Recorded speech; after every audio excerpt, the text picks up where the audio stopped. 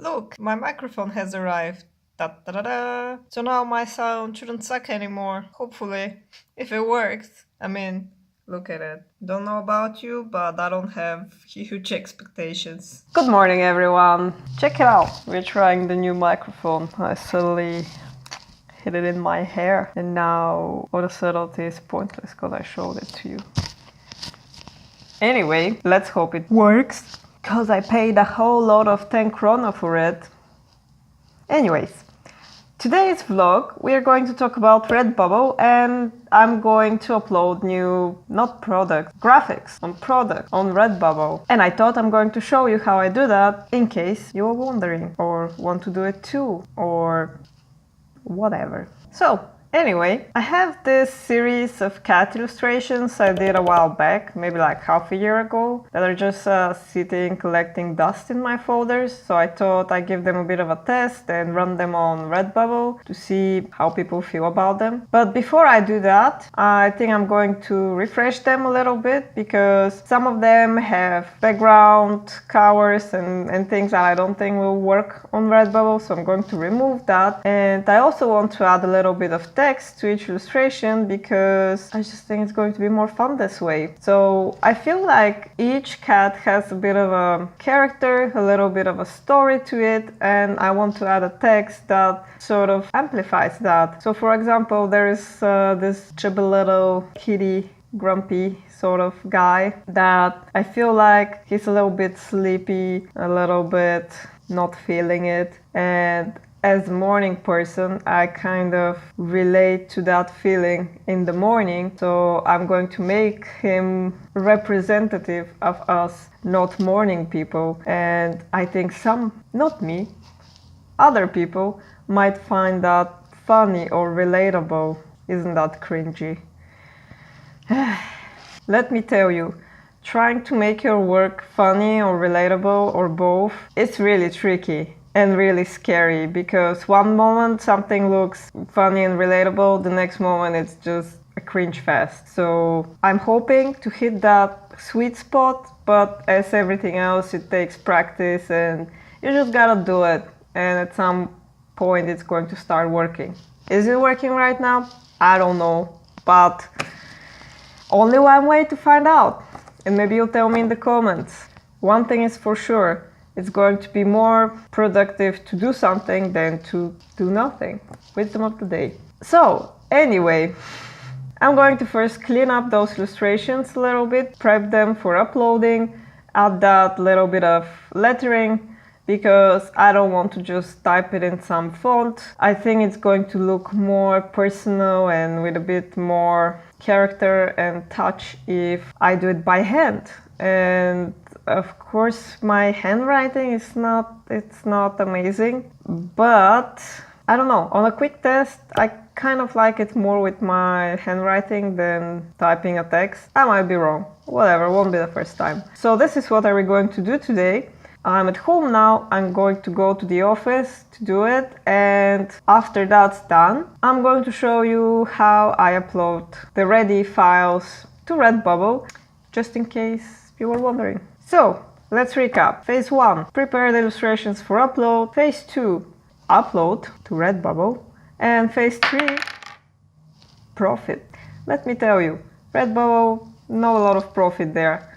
I'm not really the right person, maybe, because I'm like world unfamous, like nobody knows I exist besides like 5 people and you right now, so hi, you're the 6th. But still I was able to make a bunch of sales. The money I got from it is probably enough to buy me a couple of lattes. Lattes are expensive where I live, so I'll take that. What can I say? Better than having those files doing nothing in my folders. On the other hand, is the time to prepare and upload those files worth the money you're going to make from them? Doubtful. But for me, the main purpose of opening that Redbubble store was to test having a store in a more of a low-key, low-involvement kind of way. And even though I haven't talked about it very much, I haven't promoted it pretty much at all, except for the occasional stories on Instagram. By the way, I have an Instagram. You should probably follow me, because people follow each other these days. And yeah, I was still able to make a few sales. So I'm going to take that as a yes from the world on me opening a more serious shop. So you have that to look forward to. Anyway, I'm starting to ramble again. Let's put on some shoes and head to the office and do some work. Come to me. Follow me. What are you doing?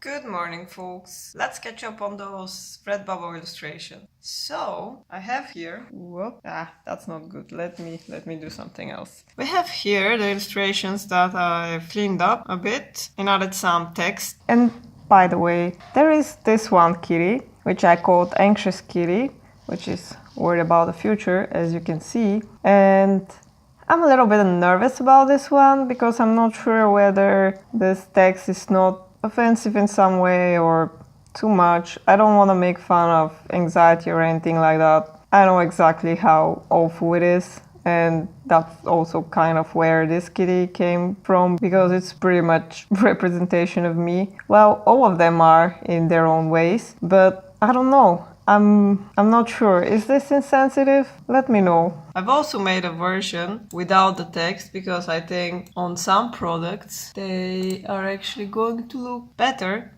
without the text, like this. So for example, for a t-shirt, I think I would choose something like this with the text. And for example, wall art, I'm thinking something more clean. I don't know. What do you think? All that is left now is actually uploading these to Redbubble, and I'm going to show you exactly how I do that, in case you'd like to see it. And I'll see you right after that. Okay, so now we are on Redbubble's main page and we are about to add the artwork to some products. I'm going to go and click on my icon, and then from the drop down I'm going to select add new work. And here we have two options. It used to be just one. Since last time I checked, I'm not familiar with the new option yet. It doesn't matter. We choose upload to all products and we get to choose to browse from our folders which artwork we want to use. Choosing that, it's uploading, and here it is. And now we are getting previews on how it's going to look on the different products, like little mock-ups. And we can go into each and every product and edit individually. We can disable or enable products and so on. So I'm starting with this first t-shirt. I think it's looking fine, so I'm not making any changes. On the second,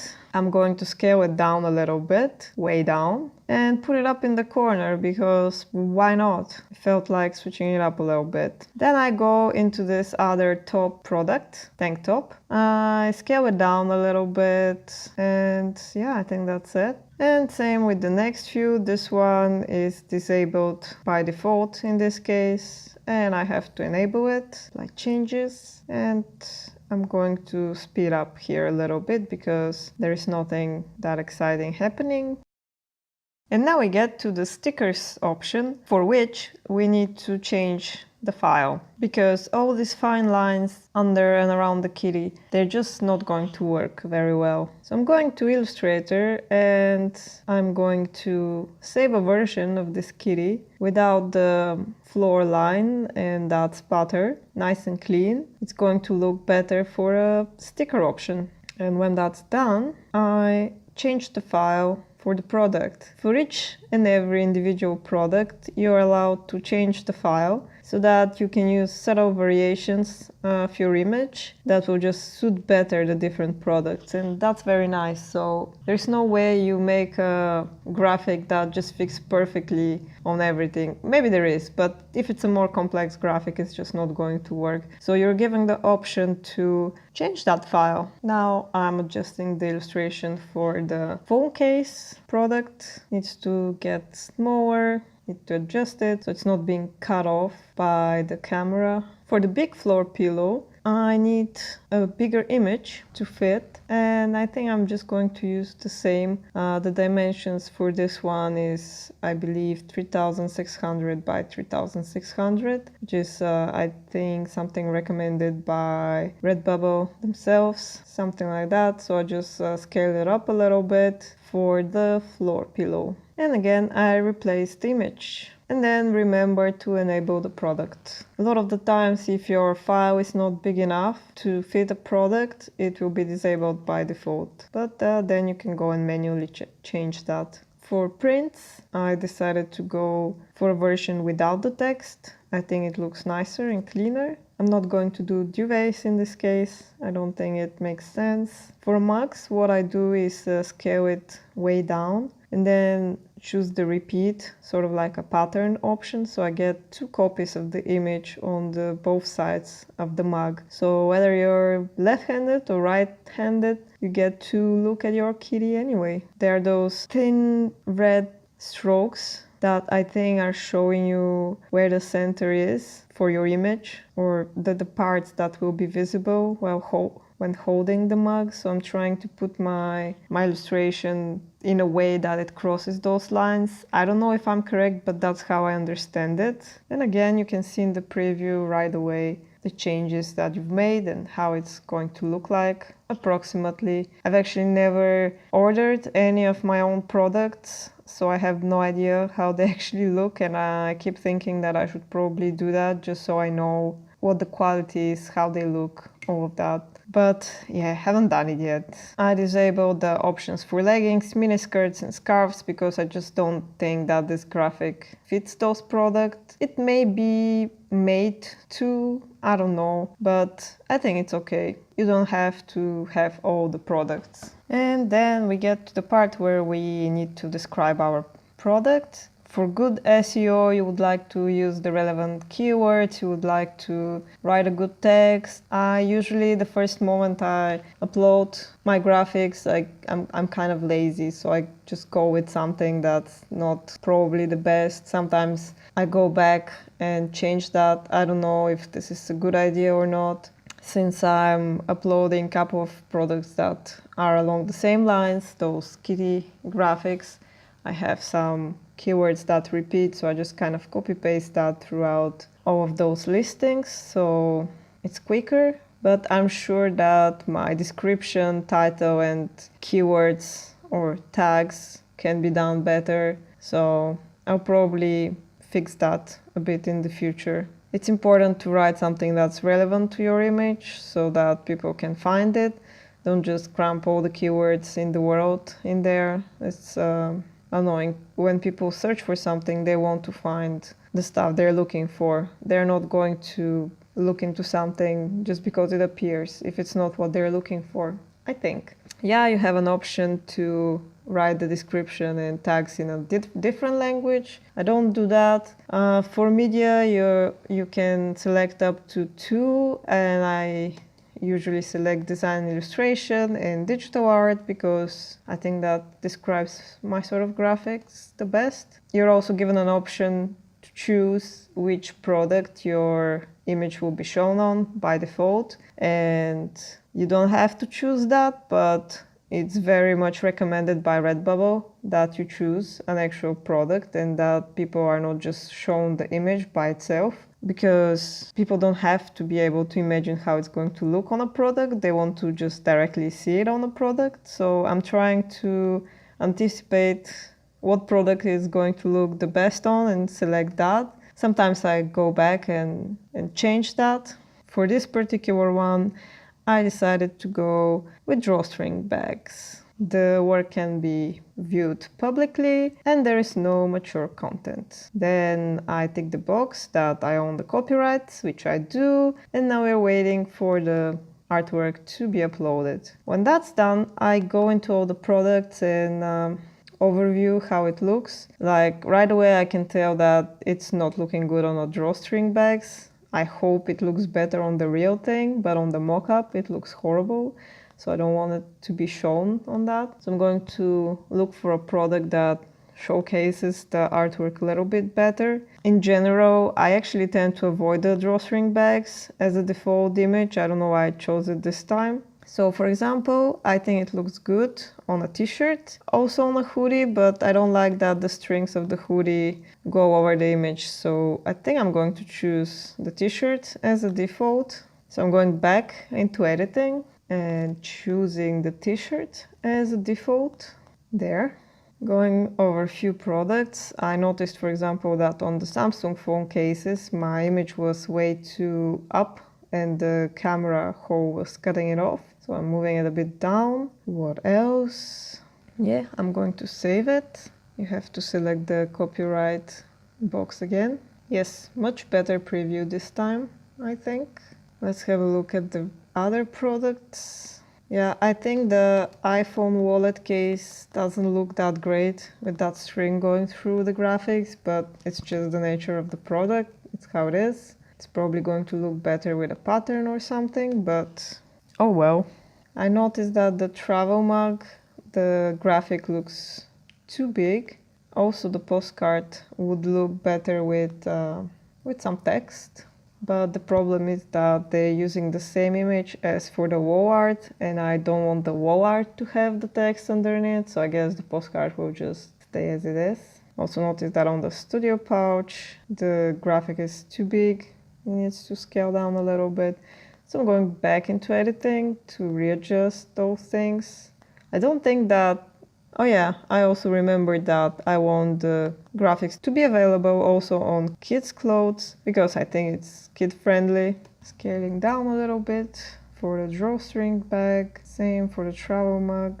And yeah, I think that will be it for this one for now, because I also have a lot more to upload, and you can always come back later and adjust those things. People are not going to buy it right away, so don't worry, you have time to adjust it. And yeah, look at this guy, how happy he is with his cat t-shirt. And yeah, on to the next. Alright everybody, that's how I prepare and upload illustrations to my Redbubble. You can go check it out, link will be in the description if you want to. Let me know if you have one of your own, or if you consider opening one, and if you want to hear more about my experience with it so far. And I think this is where I'm going to say goodbye. I hope to see you next time, and until then, have fun!